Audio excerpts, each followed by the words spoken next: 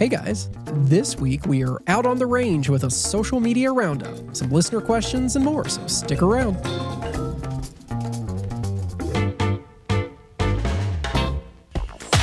Welcome to the Crap Vegas podcast.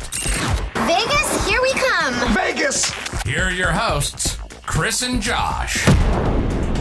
Hello everyone, and welcome to episode number 84 of the Crap Vegas podcast. I am Chris, he's Josh. Josh, what's new out there?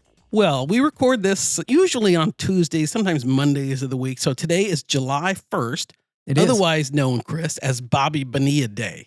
It's Bobby Bonilla Day. Do you know why it's Bobby Bonilla Day? Do you know this story? No, I have no clue. Why is today Bobby Bonilla Day? So our baseball fans will know this. So in 1999-2000, there's a New York Mets player, Bobby Bonilla, played for the Mets. He was under contract. I think the Mets owner was going through some Bernie Madoff related, like he didn't have a lot of money at the time because of the Madoff thing, or he was invested there. Maybe he thought it was going to make a lot more, but Mets wanted to release Bobby Bonilla, and they owed him, I think, like $5.9 million. And they said, instead of taking the $5.9 million, will you take a deferred annual payment? Okay. So Bobby Bonilla is 62 years old right now, and he gets $1.2 million a year from 2011 to 2031. So instead of the $5.9 million over the time, he gets nearly $30 million. Wow, he cut a good gig, didn't he? So every year he gets $1.2 million from the New York Mets. He hasn't played for them since 1999. He goes until 2035. Bobby Bonilla Day. Now, Josh, I'm not going to lie. I hate baseball. I think it is the most boring thing in the world, maybe second to watching golf. But that being said, the only reason I even know who Bobby Bonilla is when I was a little kid, of course I had a Nintendo, and RBI Baseball was by far my favorite game on the Nintendo. Right. Bobby Bonilla was on that game, and I always thought his name was Bobby Banana. I don't know why. I just didn't read it in your properly, head. That's what it was, right? But he was always Bobby Banana to me. That reminds me, I used to think Chick-fil-A, when it first became a thing, was Chick-a-Phil. Okay, that's in my head, it was Chick-a-Phil. Oh gosh. So the kind of to tie it back into Vegas, since we're a Vegas related podcast, would you take, the big lump sum jackpot, or would you take a deferred, I mean, clearly it depends type? on the different numbers that were involved here. I've looked, of course, every person's looked at this before when you're talking Mega Millions or Powerball, taking the lump sum versus taking the annual stuff. I mean, for me, I don't want the annuity. I'd take the lump sum up front. I feel like I can do better myself investing the money. Well, that's what the Mets thought. Well, true. They could do. I mean, I feel like I could do better. And then I also recognize, even on the lump sum, since you're taking significantly less, I always look at that number and say, I could easily live off just the interest alone off this money, grabbing even a moderate interest rate. So yeah, I always just think I'll just take the money up front and be done. I think that too, but there is the temptation that I think all of us have. You could die 2 years later, and then what? I know, and then you're posed, right. I mean, maybe it goes to your heirs and that kind of stuff. I don't think it does. No? Maybe it does, but I don't think it does. By the way, we learned in law school, you don't actually have heirs until you die. Oh, okay. Like that's not actually a thing until you are dead. Good to know. Good to know. I remember you just have that. a stated beneficiary. Yeah, something like that. But you don't actually have an heir until you are no longer with us. Well, that's gonna wrap up Law Talk with Josh this week. How about you, Chris? Anything other than Law Talk and Bobby Bonilla Day? What's going on with you? No, nothing crazy over here. I just got back from spending 5 days in Sandusky, Ohio, which is a shithole that I never have a desire to go back to again. It was miserable. It was my daughter's dance Sandusky, nationals. Ohio fans. If anybody listening, that listens to this show lives there, I apologize, but it was terrible. I was extremely glad to get home. A hotel that was charging $275 a night, that never actually cleaned the room, didn't have a working air conditioner. The safe in the room was broken and had no power to it. The bathroom was about 1 foot by 4 foot combined. Yeah, it was just a bad experience, but I'm very glad to be back home. Good. I'm glad to have you back. We have a show to do. We do. So with that being said, Josh, let's tell people how to get a hold of us. You can send us an email. That's podcast@crapvegas.com. You can join us over on our Facebook page. That's crapvegas.com/Facebook. You can find us on Twitter. X. He's at Vegas Duffy. I'm at Small Whale 13, or the show page is at Crap Vegas. Or we would absolutely love to have you join us over on Patreon. That is patreon.com/crapvegas. There's a 1-week free trial. There's hundreds of hours of entertainment over there. Everybody's doing it. It's what all the cool kids do. Please join us. And there's at least 3 hours of crap. At least. At Some least. Vegas. Right. You put it together. Exactly. I mean, just tons of stuff. Exactly. Hours, days. Previous episode feedback. Josh, we got an email from Dallas about your recent trip. Dallas says, Josh, it was really interesting to hear about your trip with all the emphasis on video poker. I too have been slowly drawn into the VP world as I found my money last significantly longer. I know you play a lot of Ultimate X, but have you tried any other variations that you saw? And do you find yourself constantly increasing your bet level as you play? I started at quarters, moved to 50 cents quickly, and now find myself in the $1 or $2 range more than I would like, seeing all those big hits. Love the show. Keep up the great work, Dallas. Well, thanks, Dallas. I think those are some really good questions. So I played the dice one that Chris has talked about, the hot roll, yep, right? That's fun. I like it. I think I haven't played the what's the one that you played when you got your royal? Super Times Pay. Right. Yes. I haven't played that yet. So for me, it's been kind of and this is boring Jack's fault. I was a pretty much plain old. Well, first I was a Jacks or better regular standard, and then I kind of bridged over to double, which I guess is the natural thing. And then boring Jack got me into Ultimate X. I haven't gone any further than that. I really like Ultimate X. I'm pretty happy there for a while. I'm trying to learn best strategy and everything like that. We'll see if that sticks. As far as levels, I kind of am really comfortable at the $1. We've talked about it before, but $1 3-line, $30 a pull Ultimate X. I have gone higher, as we've talked about. I don't want to get into that too much because I just don't want to have the bankroll go that quickly. But I do find myself sometimes getting a little restless if I've been there for a long time and kind of the money stays stagnant, which is kind of what you want in video poker. That's kind of the goal, yeah. Yeah, so the more I drink, the more reckless I might get. No, I understand. Now, Josh, you like normal Ultimate X. Have you played Ultimate X, the bonus streak version? No, I'm afraid of that. Okay, see, I didn't like that one either. But I have recently played a couple different variations of some of these games at my local property. They got some new machines in the high limit room that I wanted to test. And I don't know if we talked about this on the show or not, Josh, but they did have a new game on one of the machines. I'm sure it's not new, but it's new to me. And it's just like Ultimate X in the sense that instead of being 5 credits per line, it's 10 credits per line. So it doubles the cost. But what it does is it just randomly on your dealt hand can give you wild cards. 1, 2, I don't know. I never saw more than 2. But it can just randomly give you a wild card on your dealt hand. And it doesn't lower the pay tables because there's wilds, obviously, like some games like, Deuces Wild and stuff does. Joker Poker or any of that stuff. But the random wilds, it can be really cool because there are times that say you get a wild and you got nothing else in your hand. You just hold the wild. Next thing you know, you've drawn a straight flush or something because it just fills the gap perfectly and gets paid at the normal rate. So I need to try that a little bit more. I need to read up on it and make sure that I actually know what I'm doing on that game. But I'm kind of like you. I just kind of like playing either just traditional double without the Ultimate X portion to it. I like to do that. And if I do that, I typically play $2. So it's $30 to spend on 3-line. Or if I play Ultimate X, I'm like Josh. I usually play $1. If I get crazy, sometimes I'll play $2 if I'm in Vegas and I'm winning. But that's kind of where I stay. And I haven't found myself really drawn because I guess for better or for worse, Josh, there's a massive jump going from $2 to $5. 1 to 2 is not that big. As I found out by accident. Yes. Absolutely is. Because that could be a huge number. Even playing traditional 3-line without the Ultimate X portion, that's $75. Right. So, and I'd rather have more hands than the higher dollar. Which I thought it was $75 when I was doing it, but no, it was $150. Okay, Josh. We also got an email from listener Sarah, who was actually on the last episode that we have. She was the person you ran into? It absolutely is. It's the person that ran into me literally at Wynn. Sarah says, Chris and Josh, was so cool to hear my name on the last episode. I always love your guys' trip recaps and hearing about all the new adventures, restaurants and shows and stuff I haven't seen. It was my first trip staying at Wynn, and I was beyond impressed with every facet of my stay. The limits are a little higher than I would like to play, but I mostly stick to slots and VP, so it wasn't as much of an issue. Since you liked ranking my slot choices last episode, I have a couple more lists for you to sort through for me. You ready, Josh? Ready. Put these 4 shows in order from best to worst. Mac King, Zombie Burlesque, Atomic Saloon, Shin Lim. Well, thanks, Sarah. And I have a question, Chris. Are we talking, for ranking this list, are we talking seeing it for the first time or seeing it a second time or third or whatever? Let's say first, because everything changes when you start getting into multiple repeat views and stuff. And of course, it depends on who your audience is and things like that. I'm going to put generally Atomic Saloon first. Okay. I think even though it's pretty, raunchy and that kind of stuff, it's just a fantastic show.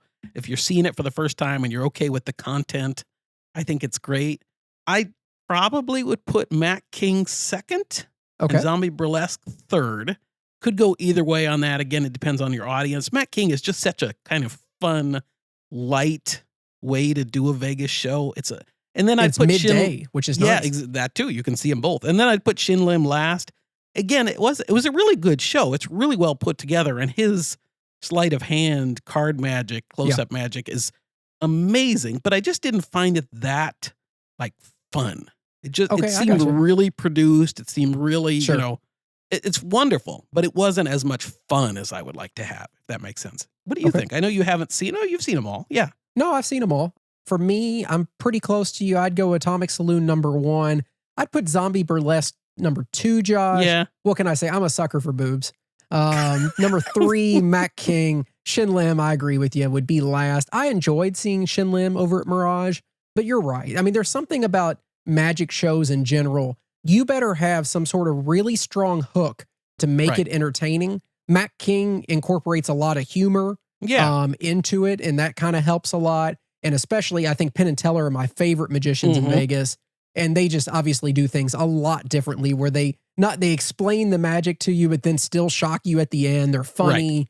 There's a lot going on there. Shin Lim's more straight up, watch a screen and see something really cool happen. It's good, and it's great for America's Got Talent. Right. But from an actual show to sit through for 75 minutes, I too was a little bit bored.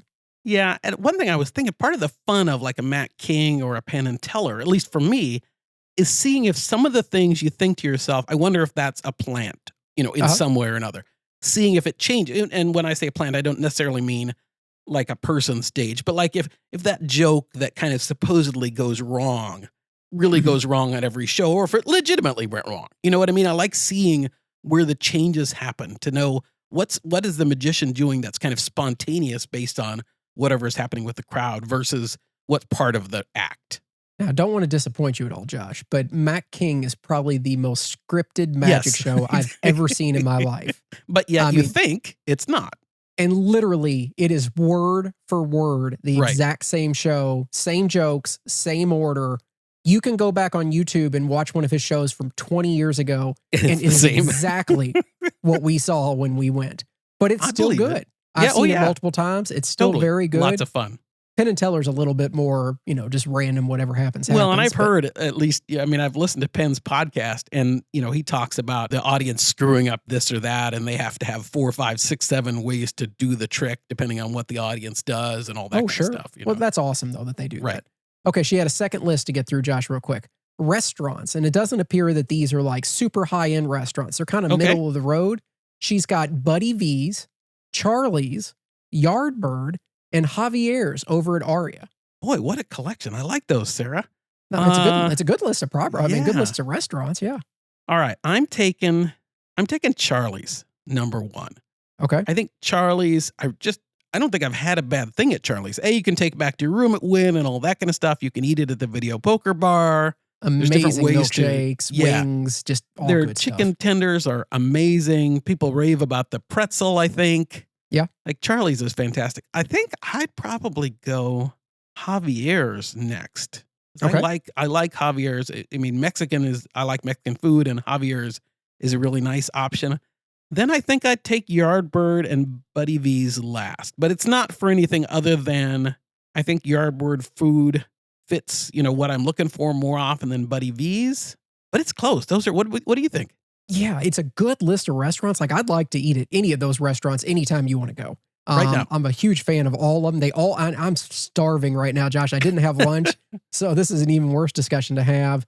Quickly, I would say Javier's number 1. I love Javier's. It's really good. I'm surprised you and I never went together. No, we haven't. Didn't, but it's good.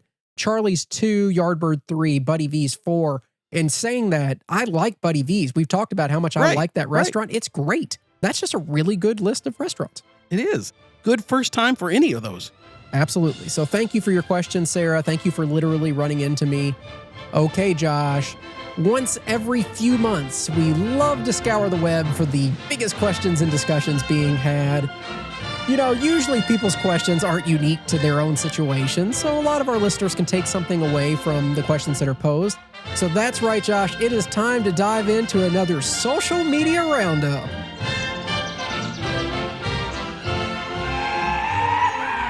Yeehaw! Perfect. Nailed it. Okay, let's kick it off, Josh, with the first post that we were going to go on to.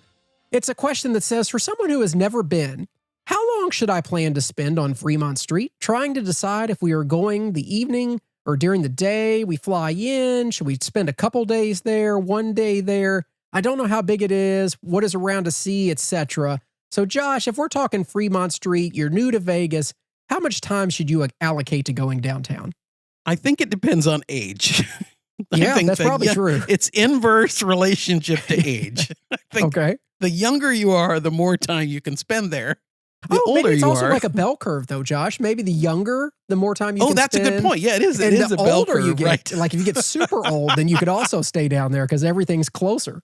Oh no, I was going the other way around. You don't want your kids there, and then you don't want, and you kind of at the top of the bell is maybe 25, and then it gets too old, too loud. See, we're coming at this from two completely different places. Obviously, I don't know, Josh. New Vegas visitor, hasn't been there before. Would you allocate a day? Couple days, a whole trip? Think, unless you're really into, if you want to stay downtown and get that vibe, sure. But if you're staying on the strip and you're going to go downtown, nightlife and the night, Fremont Street at night is rowdy and there's all sorts of stuff to see and all the buskers and all that kind of stuff. Go to Circa, go to Golden Gate. It's going to be loud. It's going to be fun. But you could do it in a night pretty easily, in my opinion. Yeah, I agree with you. I don't think I'd spend more than a day, probably half a day. I think it's something where you should take a taxi and go downtown and walk around and see the places. Don't take your rental car. No, don't do that. You can take the Deuce if you want to save a little bit of money. There's some options there. But yes, I would have no desire to spend more than a day downtown, see it, and then get the heck out. Yeah. Okay, Josh, we have a very popular question floating around the internet right now. It had hundreds of responses. It's talking about casino credit, and who knows more about casino credit than the man that kind of created the idea of a prophylactic TTO. That's right. PTTO. So, here you go. He says, the basic premise of a marker now seems appealing to me as I am less and less comfortable carrying cash these days, and it does seem I can avoid the crazy high Vegas ATM fees if I just apply for a marker. But reading different things on the internet has me confused. Well, let us slide in here and solve your confusion. He says, I understand that, if approved, I can walk up to the gaming table and ask for $1,000 and get chips to play. And then I have a certain amount of time to pay back that $1,000, or they just deduct it from my bank account. But what is that certain amount of time? I have read all sorts of time frames from 1 day to 30 days. To different properties have different times. Well, yes, you have different amounts of time. I can't imagine there's anything that's 1 day, but that would be a lot. But I've never seen a property turn a marker around in a day. Right. I've had some that deposited within a week. Okay. Like as soon as I left, within a week, I saw it hit my account. I'll tell you who did this to me a lot, Josh, was MGM. They would never send me a statement and just withdraw a week later. Right. The big thing for me has always just been the dollar amount of what you owe. And that is pretty consistent across the properties where I know when for certain, if you owe more than $10,000, I think they automatically give you 30 days. But if you owe less than $10,000, I think it's only a week or so. But keep in mind when I say a week though, they don't send the notice out typically for at least 7 to 10 days out after you leave. Yeah, it varies by property a ton. And you and I actually even varies by gambler, I guess, because you and I have different terms set up at Aria. Yeah, it could be your history or your bank accounts or anything. I don't know what it is, but I get, I think essentially 90 days at Aria. It's forever at Aria. Yeah, I was always the opposite there. But Wynn always nowadays gives me 30 days from their, I think Wynn is 30 their for notice me. date. And they always take at least 10 days to notice. Right. And then some will just automatically withdraw at whatever date it's due. Some will contact you. Win always contacts and said, how would you, asks, how would you like to pay? MGM, I think, just draws straight out whenever it's due, unless you contact them, I suppose. It varies. No, and even my local casino, Josh, heck, usually I have 30 days there. It's 30 days from the date that the check was actually signed while you're at the casino. So they keep it at a tight 30 days. Right. But at the same time, I always get a text message from my host at the local property when I have a marker come due. And she'll say, hey, Chris, you have a marker for X dollars and it's due today. Did you want me to go ahead and deposit that? Right. And sometimes I may actually be going up that day or that weekend. And I'll just tell her, hey, can you just hold it? I'm going to be up there this weekend. I'll just give you cash or, do whatever I need to do. Or if you can always just float the marker, take out a new one, pay back the old one if you really want to buy some more time. Look, I think casino credit is terrific when you can get some extra time. It's interest free. There's a lot of benefits to it. I actually, Chris, just had a situation where fairly recently, one trip was, I had a second trip coming up, and the credit department had reached out to me, and I said, actually, I'll just pay my marker off in cash when I come in a week and a half or whatever. And they said, that's fine. And, now just be careful with that, though, because we learned a long time ago that MGM resorts, specifically, Aria is the one that I had the issue with. I think I paid did off too. a bunch of markers. I think you had the same sort of problem. Paid off a bunch of markers in cash, and they said that the funds would not be available for like a day. So ended up having to take a TTO to actually overcome that issue. So just be careful. On the marker side, I did have a good thing happen recently, Chris, which is the markers from the last trip came in, and it was for $1,000 less than I thought. Oh, congratulations. I didn't know anything from my last trip, so I was very happy. Okay, the message continues on. Also, I see that you need a marker for each casino you want to play at, meaning just having a marker at an MGM property doesn't mean I can use it at all MGM properties, just the one it was approved for. What if I want to play at a different property? Can I get $1,000 in chips off my marker and immediately cash them out and play elsewhere? If so, can I just go to the cage and ask for cash against my marker? Well, can you? In some ways, yes. You risk your line of credit or other bad things. So the line of credit is specific. Chris and I have talked about this before, but specific to the property that it's issued, with some kind of rare, like Wynn and Encore is one, Venetian Palazzo is one. But on the MGM side, on the Caesar side, it's specific to the property that it's issued. And I'm assuming that's probably the case for most other properties. Yeah. Can you in some way finagle and take money from your line of credit out and go to another property? Yes, there are ways you could do that. Yes. You can take a ticket, you can put it in a machine, play $20, cash it, whatever.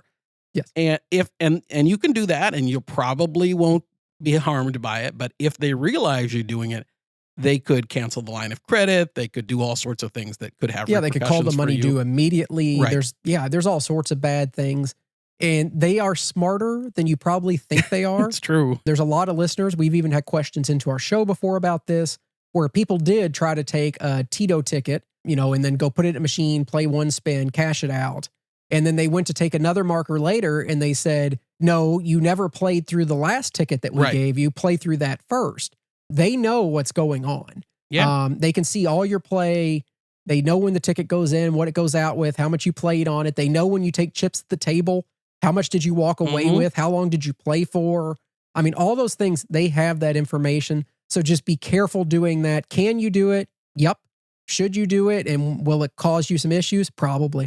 And there's also some kind of tricks is maybe not the right word, but some nuances to, if I know I have a $5,000 chip and a $1,000 chip, usually I can cash the $1,000 chip without any questions being asked. Correct. If I have a $5,000 chip, they'll probably want to see my player number and things like that. So that all factors into how to approach these things. And that's a good point, Josh. I'm glad you brought that up, because a lot of people also need to know, when you're playing on credit, if you go up to the cage and try to cash chips, they will not let you cash those chips if you have markers outstanding that it can be applied towards.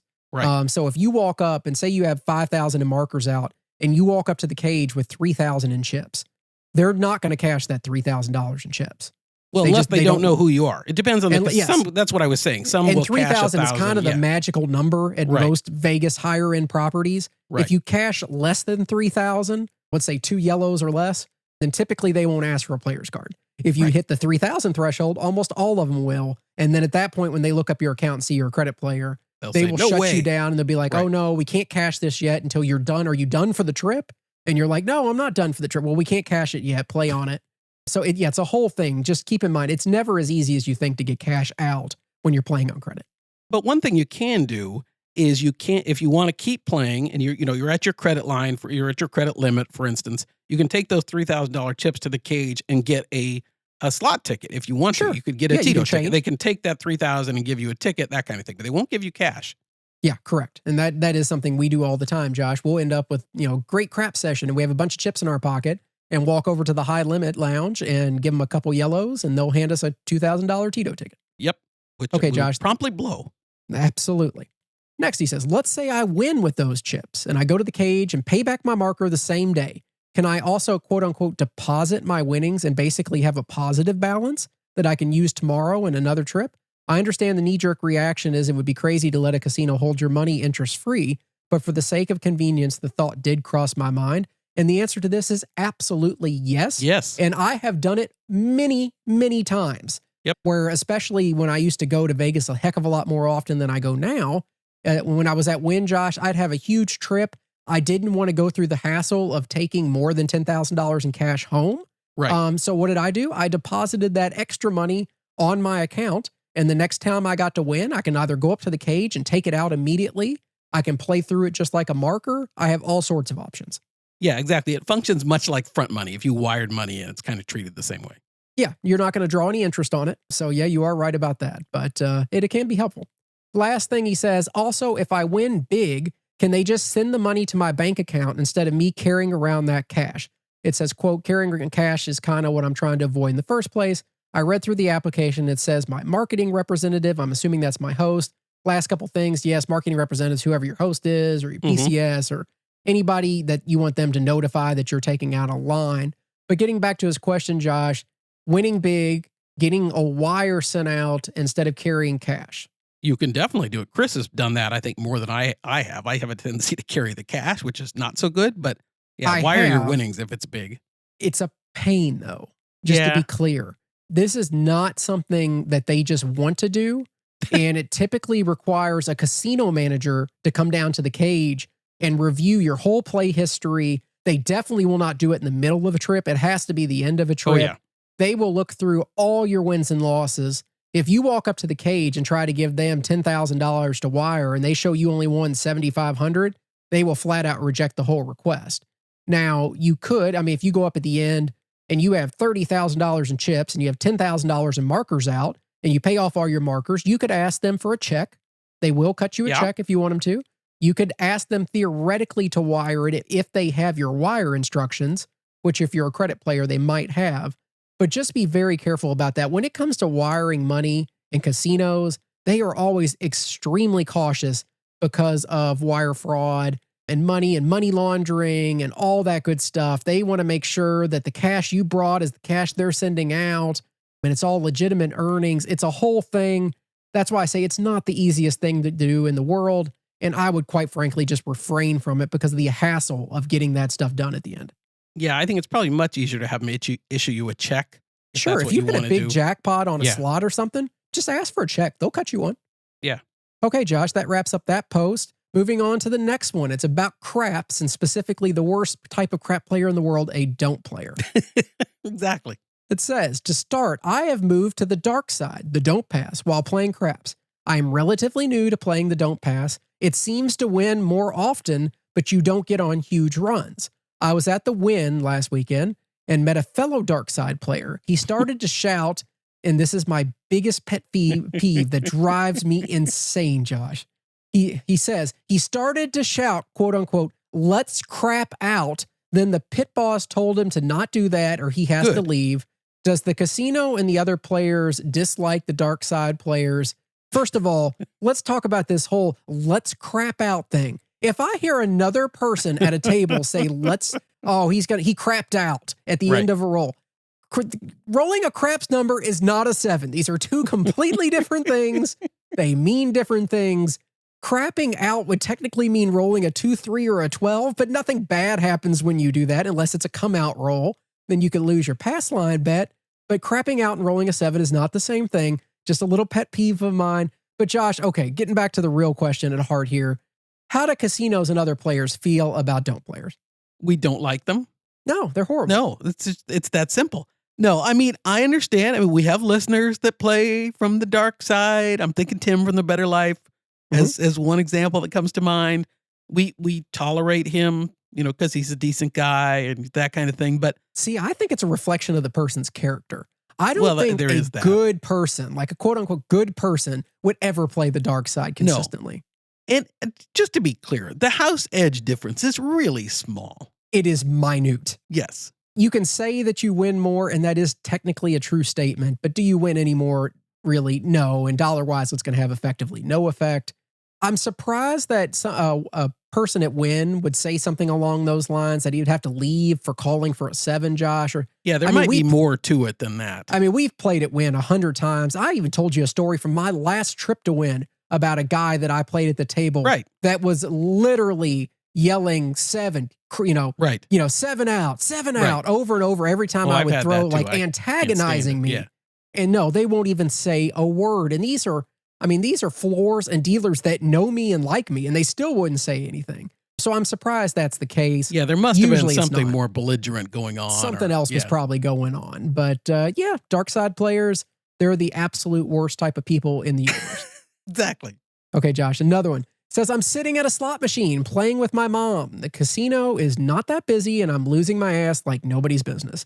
Finally, I get a bonus. My mom ran out of money in her machine, but is still sitting there at her machine next to me watching my bonus. Okay. Some other woman comes up and asks if my mom is playing. She can clearly see my mom is sitting and watching, and her player's card is still inside the machine. My mom says, quote, not right now, I'm with my daughter. This lady says, well, can I play that machine? I'm already annoyed because I finally hit the stupid bonus and we are watching it, and she says, I want to play like a little kid. I turn and say, can you wait a few minutes? She literally stood there, and what felt like on top of our necks, she saw all these empty machines. She didn't go to them. And I never asked anyone to move because I want to play a certain machine when I could clearly see that there was someone else there. What are your thoughts, Josh, in general about slot etiquette when it comes to situations like this? All right. I totally get it. I mean, I understand, that's happened with me and Chris. We're sitting next to each other. One of us is out of money and the other one's hitting a bonus, and you want to sit and watch. If somebody came up and wanted to play my machine, I would absolutely get up. Yes. Even if they were probably grumpy about it. Sure. If they asked in a not a nice way, I think I would still get up. Yep. Now, I don't really like holding slot machines. I mean, if I want to play a particular machine, and I get it. I don't care if the casino's empty. If you have a machine you want to play and a person is there and not playing it, I think you kind of have a right to play it.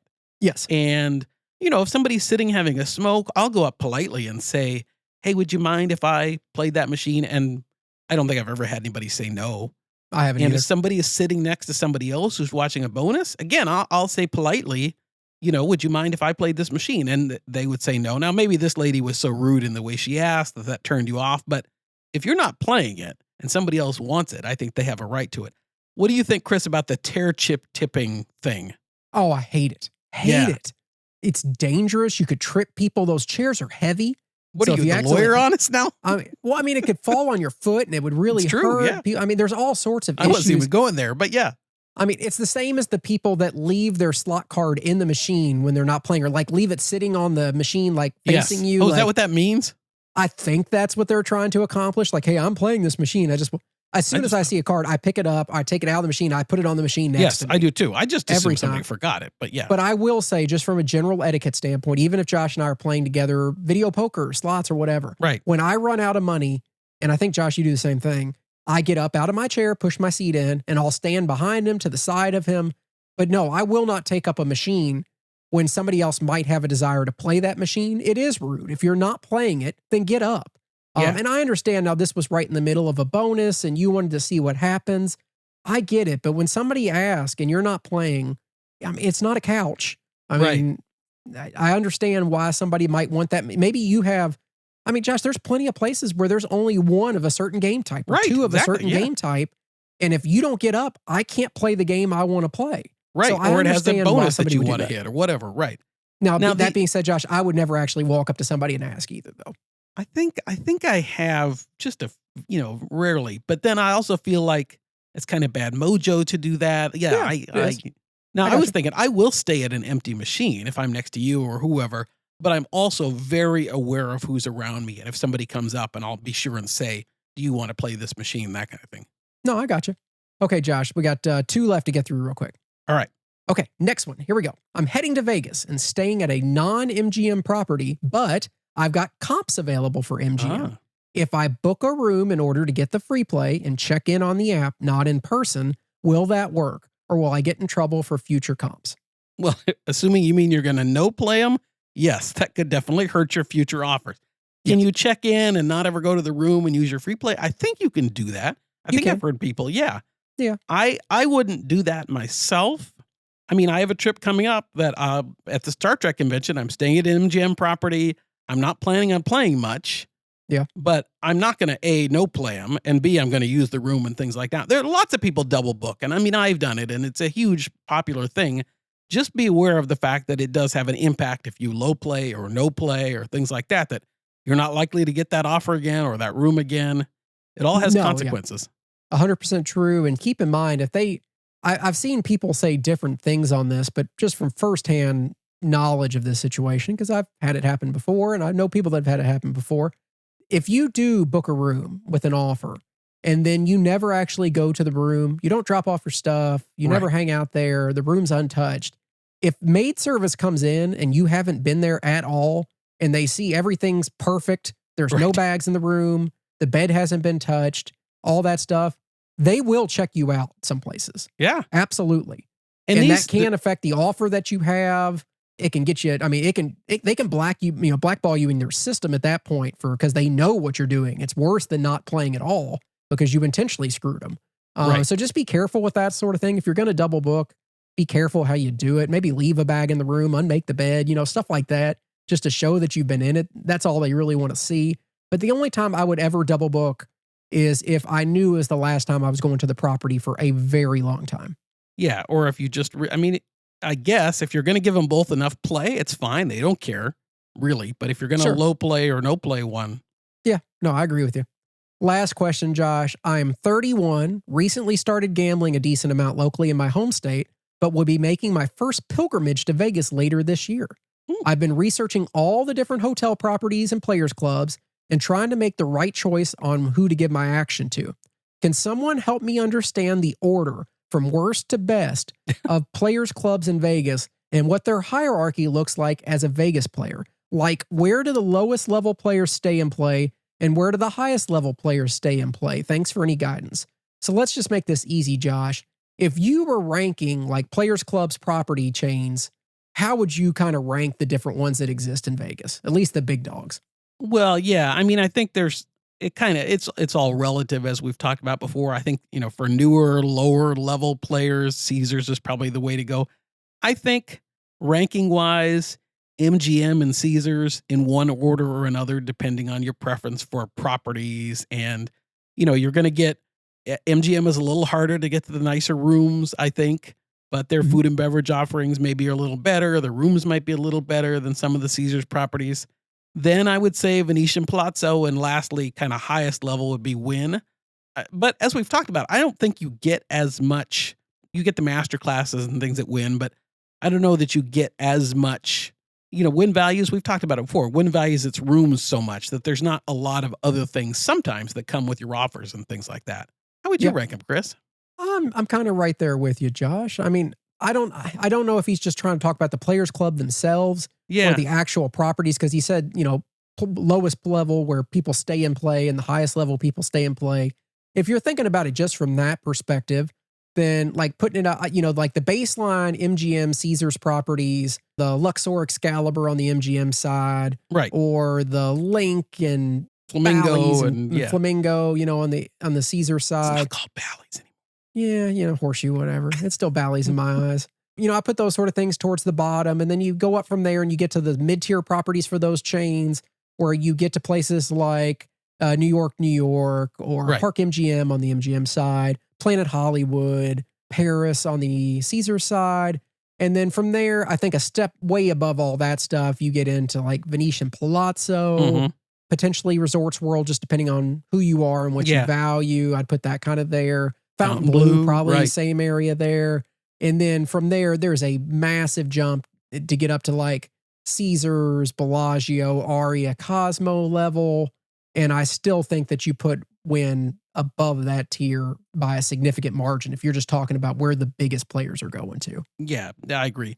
And it kind of all, I mean, if we're talking about players clubs, look at the benefits they offer for each level. Yeah. And look at whether or not that is meaningful to you. I mean, you get airfare credit in various places. You get golf at various places. You get, and if it matters to you, look at what those different levels give you and then make a decision based on that. Yeah, and let me make it very clear. Wynn's Players Club is not the best players club. It's actually one of the worst. They have some cool benefits, but it's nowhere near as good as some of the other ones. So if you're just talking players clubs, then Wynn would be towards the bottom for me. Yeah, I think that's true too. Okay, Josh, after the break, we'll answer a couple of our own listener questions and spin the big wheel, so stick around. Josh, VideoPoker.com is now an official sponsor of the Crap Vegas podcast. For those that aren't familiar, VideoPoker.com is the ultimate destination for video poker players. With paid memberships, you get exclusive training tools, real-time feedback on the plays that you're making, the most popular game variations out there. Whether you're trying to fine-tune your strategy or just take your game to the next level, VideoPoker.com has you covered. You've heard Chris and I talk about it before this even came about. We love it. For training, I mean, Absolutely. I'm on it almost every day trying to train myself on stupid Ultimate X. I have been too recently. Exactly. It's really cool because it will tell you, like, you've made the right decision on 87 out of 100 hands. Right. And it tells you exactly what you should have done if you make a mistake when you're making your choices. It keeps all that information historically for you so you can kind of go back and see how things are going. Josh, it's just a really good tool if you're going to be a serious video poker player. And as I start to get into it more, I feel like if I'm going to do this, it's like blackjack basic strategy. I need to know the best plays so I can eliminate the house edge as much as possible. That is exactly right. I've been doing it almost nonstop on 3-line Ultimate X. And you can choose when you're going in and configuring your games, you can say, I want to play Ultimate X. I want to play double. I'm playing in a machine that's going to give me 9-5 or 8-5 or whatever it is. You can choose the pay table that you want. All that stuff. Yeah, you can choose all that stuff. It is 100% customizable once you get into the paid higher levels of the plans. And even if you don't want to pay for it, I understand that. They have a free membership. You got to watch a couple ads before you get into the game. Still worthwhile doing at the beginning, and maybe you'll see, okay, this is something I like, so I want to upgrade. But either way, if you're ready to play over there, we'd love for you to go over to crapvegas.com/poker to get signed up. Start improving your edge today and get on it. That's right. That's crapvegas.com/poker. Josh, Zorkfest 2025. It's coming up. It's in December. We have a location. We have activities. We have private tables. We got it all figured out at this point now. We sure do. You can buy your tickets at Zorkfest.com. It's December 5th through 7th, 2025 at M Resort and Casino. And we did find out, Chris, that the Raiders will be in town that weekend. So what that means, a couple things. Get your room booked first. You can do that through Zorkfest. They'll hook you up. More importantly than that, if you want to go to the game, you can go to the game on the Sunday of Zorkfest. Zorkfest has a little bit of programming on Sunday. That's going to be the special dinner on Sunday night. But you could also do the game if you want to. We might even have a little viewing thing. I'll be hosting a group pull, slot pull. Most important thing I wanted to mention, Friday night of Zorkfest, that's December 5th, we have a reserve table, craps table, just for Crap Vegas patrons. So you can buy your Zorkfest ticket at Zorkfest.com and add on that add-on for the private table if you're a patron of Crap Vegas. Tickets will go on sale for that. There's actually not going to be a charge, but you still have to kind of reserve a spot. Also get your tickets for Coffee Dice on that Sunday morning. Okay, guys, get on over to Zorkfest.com, Zorkfest.com. Listener questions. We received an email from Dakota. Dakota said, guys, been listening and lurking on your show for a long time and finally have a question I would love to hear the answer to. What has been each of your biggest and worst runs at the casinos? Like, what is the most you have built up your bankroll versus the worst it has fallen? Feels like the win's never come enough, but curious how that has been for you all. Thanks, Dakota. Well, good question, Dakota. I think the one that comes to mind as far as like biggest win was a crap session that Chris and I had at Wynn. This is several years ago now, where we went from almost nothing to like $14,000, $15,000, $16,000, $17,000 in that range. One run took us, it was about like an $18,000 swing, something like that. I remember a crap session like that. I mean, the video poker session I had on the last trip where I hit the straight flush at 10x or whatever it was, and then the royal flush, where all of a sudden I went from having $900 in the machine to $20,000 in the machine was a huge swing. Losses, I'm not going to talk about. They don't exist. They don't exist. Yeah, I mean, Josh, I've had a lot of times just to use, multipliers sort of thing to make it easier for everybody. I've had a lot of times that I've tripled or even came close to quadrupling my bankroll at a craps table. And when that happens, it's very fun. It's really enjoyable. It makes the whole rest of the trip so much nicer. And yes, I've had those runs where you got down to like $2,000 and got up to like 15, 20,000. It's like, whoa, you don't know how you did it, but it's amazing that it happened. I don't know if his question was talking about like more long-term, Josh, like winning trips in a row versus losing trips in a row. I don't think I've ever had more than 2 winning trips in a row, ever, that I can think of. If we're talking about Vegas trips, locally, yes, but it's such a smaller subset of, play. I think that's probably true with me too. I've had some where I've broken even-ish. Yeah. Where my losses have been pretty limited for 3 or 4 trips. I've had kind of that kind of a thing. Like you had a relatively recently, maybe you're still on it, a not bad run kind of the losses not being too bad and wins. No, I am. I had that trip to Venetian that we weren't together for, the NFL slot trip, as I remember correctly, that I walked home effectively a push when I should have been a big winner. Followed that up with a win trip where I made a lot of money. So yeah, but I can't remember the last time I had 3 winning trips in a row. So I feel like I'm due for a loss on the next one. It's hard to do. Losses? Oh gosh, I think I've had 10, 12 losing trips in a row before. Oh yeah. Happens all the time. Yeah. It's terrible, but it happens. It is. Thanks for bringing us down, Dakota. Yeah, thanks, Dakota. Way to go. Okay, Josh. We also got a message on Twitter from Nicole. Nicole said, I don't remember if it was on your main show or on Patreon, but recently Josh made the comment that it's really hard to keep 3 properties happy. Does that opinion apply to you both? And do you try to have one big level property and one lower level property? How do you pick which ones to focus on? If you let a property group drop, are you still able to go back a couple years later and get what you got before? Sounds like Josh was saying goodbye to MGM. Well, great question, Nicole. I think that when I think about a big one and a lower one, that kind of thing, for me right now, it's probably going to be this year going forward, Venetian Palazzo and Wynn. Okay. And Wynn is the lower only in, like the way we're thinking about this. Like Wynn can't be much, lower of anything, I guess. Wynn is always the best. It's always the highest. They're getting the second amount of your play. Yeah, they're going to get the second amount of my play. It all depends on what you're going for. Can you play at 3 properties and get status at 3 properties and get rooms at 3 properties? Sure. We do it all the time. Yeah, but if I want to maximize my comps and the offers I get, and I only have X amount of dollars per year to spread around, the more I spread that, the lower my offers per property will probably be. So if I want to focus the majority of my gambling bankroll per year at a particular property, likely my offers will be higher. So that's what I think about when I think about spreading play too thin. Wynn, as Chris and I have talked about before, seems to give me relatively the same amount of stuff. Yeah.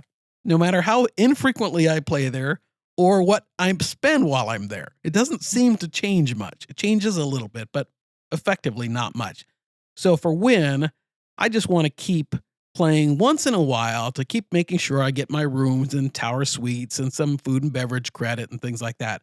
But the most of my play is going to go towards Venetian Palazzo. Now, MGM is not quite dead to me because I want to keep getting free rooms and I'm actually going to stay there during the Star Trek convention. So I won't let him go completely, but I'm not going to focus on making platinum this year again. Well, I think I might already be there, but I won't be focused on that much. I'm certainly not going to try for Noir at MGM, that kind of thing. Yeah, I'm right there with you, Josh. It's just, you can't split your play enough to make everybody happy. Right. Can you carry multiple statuses? Of course. I think last year I was MGM Platinum, Wynn Black, Venetian Diamond, and Boyd's Onyx or whatever their Titanium, whatever their top level is. Right. So sure, you can, but does it really serve a purpose for me? No, not really. It's interesting to see that Josh's offers really haven't dropped at all. The only thing Josh did lose was access to the lounge. Yes. When he checked in, even though he still took it, he didn't have it. That's right. And then theoretically, he loses like transportation and tower suites, but I think they provided both to you last time. Yeah, well, I didn't take it, but they offered it, right? Or maybe I did take the ride home. I think I took the ride home, or the ride to the airport. So I mean, it's not that big of a deal to a place like Wynn to lose your status overall, as long as you're still playing at the same level. I mean, it's not like our host there doesn't know who Josh is and doesn't know how much he plays. Right. And the color of his card really has no effect on almost anything. If nothing else, Josh, I think the lounge removal was just because you hadn't been there in so long. Yeah. That it probably just didn't feel like something he needed to give you. Right. And I think that might be a difference between a property like Wynn and an MGM property. If I stopped playing at MGM and tried to go back a year later, chances are pretty good my host would either be gone or they would say, no, you're no longer in the system at this level or whatever. I think I would be more likely to get a no or a we can't help you as much at a big place like an MGM than the little place like Wynn that knows me over the course of time, and it's a much smaller pool. Yeah, no, and I've had that, Josh. I haven't been to MGM in a year and a half. Right. Probably. I think it was February of 2024 was probably the last time I was there-ish. And yeah, no, I mean, my offers there have dropped to effectively nothing. I mean, I can get rooms. Yeah. I got a little bit of free play, but it's less than half of the last time I had a real offer there. And I am just kind of letting MGM die. I have no desire to go back this year. So it will fall off my radar. Oh, well.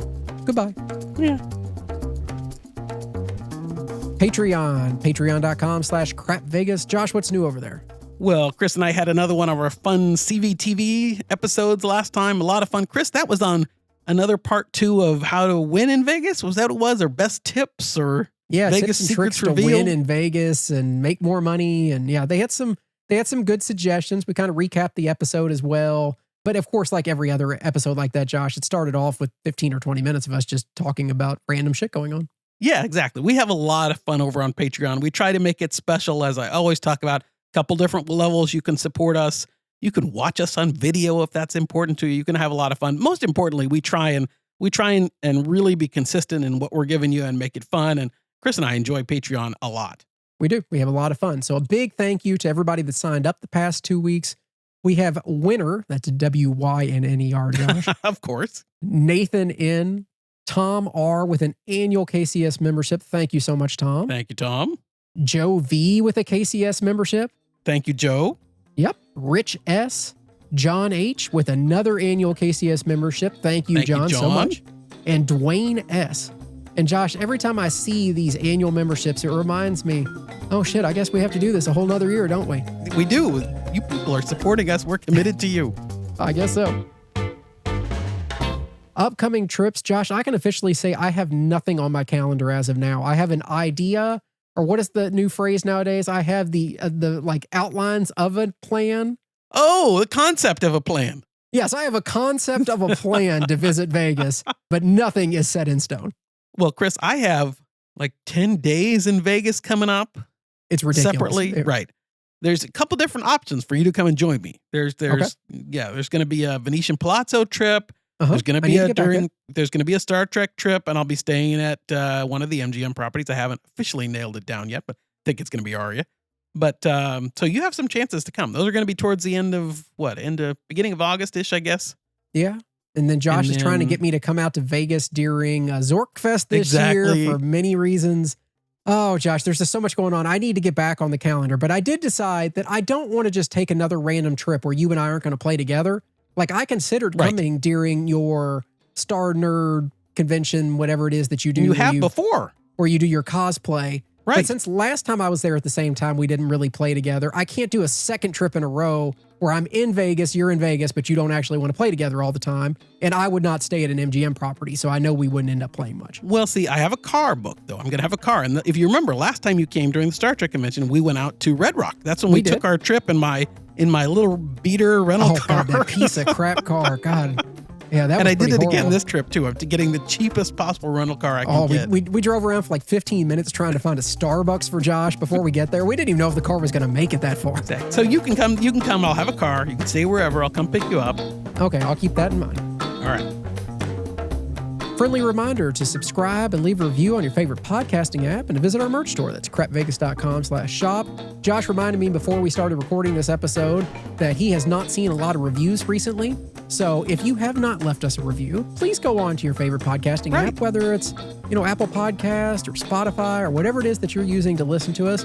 Just leave us a review with your thoughts on the show. If you like it, great. If you don't, it doesn't feel as good, but I guess you can leave that too. But we'd love to hear from you, and it helps other people find us. And if you're going to give us some stars, please give us 5 stars. If you want to give us less than 5 stars, don't do it. Just send us an email and tell us why you're not giving us 5 stars, and we'll try and make you happy. And address it to Josh. Say, Josh, I hate you. Chris is the best, but...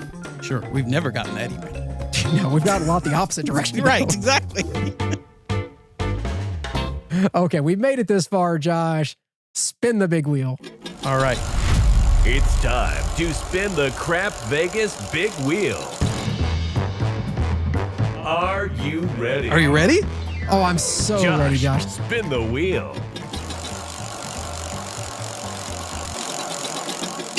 Oh, Chris.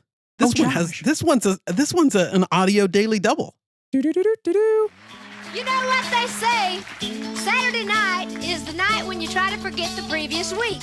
And then you spend all day Sunday trying to forget what you did to forget on Saturday night. You know what I mean? I know who that is, Josh. You know what it could be then? You know what the wheel landed on? Obviously, Josh, that is Reba McEntire coming to Vegas. That's right. No, that's Dolly Parton, 79 years old. Crazy. Announced her residency first tour since 2016 that she's going on. She's got 6 dates booked in December at the Caesars Coliseum. Chris and I were all set to get tickets. It's during Josh Zorkfest. Effed us over. Yep. I did. Chris, did you know that 700,000 people queued up for Dolly tickets? That doesn't surprise me at all, Josh. As soon as we saw that, I don't think I have that weekend free of Zorkfest as is, but I told Josh, I said, if we can get tickets, I will figure out a way to make it work. And it was supposed to be my responsibility to get tickets. And then I had to drive to the dance competition. So Josh got put in charge and Josh screwed us over, didn't get us any tickets. I think halfway through his queue wait, he texted me, hey, I have to head out, as if you can just leave the Dolly queue. I don't understand how that works. So Josh, I don't know if we would have made it anyway, because they sold out in like 90 minutes or less. I guess we're going to have to go on the secondary market if we want to do it. We're going to have to figure out if the price is going to justify the action. And what's your guess for nosebleed seats? I checked today. Well, I mean, right after the wheel spun. Okay, get in price. I'll say $900. Higher. $1,400. There you go. That's it. $1,400 for nosebleeds. How much was it, Josh, for like a really good seat? Like 4,000 or 5,000? Oh no, I think I saw prices like 32,000 kind of range. Okay, yeah. Now here's the part. Maybe it's just me being spoiled and having opportunities in the past, Josh. But I don't want to go to a concert and be in the nosebleeds. No, I agree.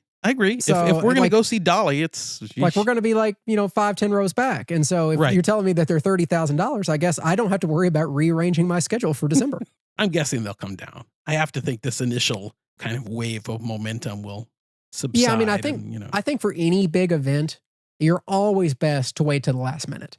Because you get the people that buy it initially, and then people immediately want to buy tickets when they come on sale, even though this is really far in the future. And then, for the next couple months, people will be trying to plan their trip. You don't usually get a ton of people that just happen to be in town. Right. And like, oh, it's going on. And then you check the tickets an hour before, and then they really drop because somebody bought them to resell them and hadn't resold them yet. So, I mean, that's always an option, Josh. But gosh, that stinks because I really would love to see Dolly Parton out in Vegas. Oh, me too. We may still make it happen. It'd be fun if we can do it. If anybody have a connection, podcast@crapvegas.com. Right. /Dolly. No. Yeah. That's not a thing. Put Dolly in the subject line, please. Oh, that would work. Yeah. Yeah. All right. That's what I got for the wheel first spin. You want to spin it again? Okay, here I go. Ready, go. Good timing. Thank you. You spun that well. I did. I tried. Although it's always the same length. No matter if you spin it or I spin it, it's always the same. It's mandated. Yeah. Okay, what you got? Oh, this is an interesting one, Chris. This is a harken back to a previous wheel spin and also a what would you do? Ooh, that was a good TV show. There was a TV show called What Would You Do? You never saw that show? It? No. They put people in like situations to see like if they were going to react like ethically and things like that. Oh, like they'd be in a coffee shop and somebody would come by and steal an actress's purse, even though it was an actress. And would the person who clearly saw it, would he stop them? Would he not? It was one of those sort of shows. This has a hearkening to that. Okay. Okay. So Chris, imagine this. It's Saturday night. You, me, and a couple listeners, we could say Boring Jack, we could say Trey, we could say Sean, we could say Joyce. A couple listeners are stuck in an elevator at Resorts World. Yikes. And I know, the last episode we talked about being stuck in an elevator. So we did. And what you do? And you established your P corner. That was the first thing you did. Is you established your P corner, right? We got Kenny G playing on the music. Nice. And the elevator stuck. We've got a little water. Fortunately, we snuck up some, what's the water you like? Fiji water. We snuck some Fiji water, plenty of Fiji water. Oh, perfect. But our cell phones aren't working. We can't get a hold of anybody. Time is ticking away. Hours pass. Days pass. Days. We're getting hungry. What do we do? It took days for me to be hungry? Well, we got hungry right away, but what do we do? When does it come down? Have you ever heard of the custom of the sea? No, I have not. Oh, old time thing, the custom of the sea. If you're shipwrecked, at some point in time, you might have to eat. Oh, for cannibalism. One of your, And they would draw lots. And so there was this old time case. It was like, we learned about this in law school. It was Dudley versus Stevens. It's from like 1884. There was a shipwreck. And eventually the way it worked in the custom of the sea is you draw lots to see who, we would draw lots to see who we would eat in the elevator. Okay. But they decided to just take the cabin boy because he was weakest. That makes sense. That's so probably we the might easiest take way to go. we might take Jack maybe. I don't know. He's a large guy. Anyway, they would. So long story short, they ate the cabin boy in this case. And then they got rescued. Okay. And and they got put on trial for murder. And so kind of the question is necessity a defense to murder? We had to do it or we would die. Interesting. What do you think? I mean, I'm not a lawyer. I'm talking to one. I know, but you're in the elevator. What do you think? Could we get away with killing? Not the drawing lots, but if we just picked somebody. I couldn't. I would just wither away and die. No, but could you get away with it? If we had to do it, and then the legal case that followed, I would claim insanity, obviously, from the lack of food and water, and end up in an insane asylum or something. I think I could never do anything like that, Josh. I'd if memory just die holds myself. I think if memory holds, the court said, and this would probably be true today, I'm assuming that necessity is not a defense to murder. You can't kill somebody else just because you were afraid you were going to die. Okay. Now, I remember in law school, though, there were situations where, let's say you're hiking with somebody and you're on a glacier and you fall off the glacier and you're all hooked to a rope. Think of what's the movie with John Lithgow and Sylvester Stallone, Cliffhanger. You're all hanging from the rope. Can you cut the rope? Well, can you cut the rope of the person below you? Because you will both die. To cut the rope. See, I couldn't do that either. Anyway, Jeez. that's our Las Vegas elevator story. I was that's gonna what say, I got. how this has anything to do with Vegas? It comes up we're with the stuck wheel. in an elevator, Resorts World. Oh my. Okay, Josh, you got anything else on the wheel this week? Nothing else on the wheel. Okay. Anything else you want to talk about before we get out of here? Well, we did have one little thing, borders on the political, that we wanted to mention, but it's something to keep an eye on. Oh, I know what it is that you're talking about, Josh. And I actually did a little bit of research on the most official tool possible, ChatGPT, about it. Oh, so we're going to be accurate 100%. No hallucinations. No, I mean, ChatGPT is always right? The robots always 100% correct, I think. So what is it that we're concerned about here? No, this was even in the New York Post too, Josh. It has come out. We are an apolitical show. This has no comment on any political party. I want to thank Jordan P., I believe, of our multiple Jordans for kind of highlighting this to us. Yes. Thankfully, I'd already seen it, but absolutely something worth bringing up. As part of the big, beautiful bill that is floating out there that just passed the Senate today, by the time this comes out, who knows? It may have already made its way through reconciliation and everything. Who knows? But that big, beautiful bill does include a change that directly impacts gamblers in a horribly negative way. So, for those that aren't aware, one of the potential changes that was made in the Senate version of the bill that just passed through the Senate is that going forward, gambling losses are limited to 90% of your gambling winnings for any year. So if you have $10,000 in gambling winnings, you would only be able to deduct $9,000 in gambling losses, which means you would have taxable income on the remaining $1,000. Now, yes, it's not dollar for dollar on your tax. You're probably in the 20 or the 30% bracket. So it's not as big of a hit. But if you're somebody like Josh and I that typically has an extremely large number that runs through in a W-2G every year, that number could be absolutely significant. And enough so, Josh, that we may have to even change the way that we casino at that point. Because at that point, I would probably switch back over to all table games and avoid machines at all costs. Right. It's a big, if that happens, it's definitely a big concern for gamblers. I can say this. I assume that the Casino Lobbying Commission is going absolutely crazy right now trying to put an end to that.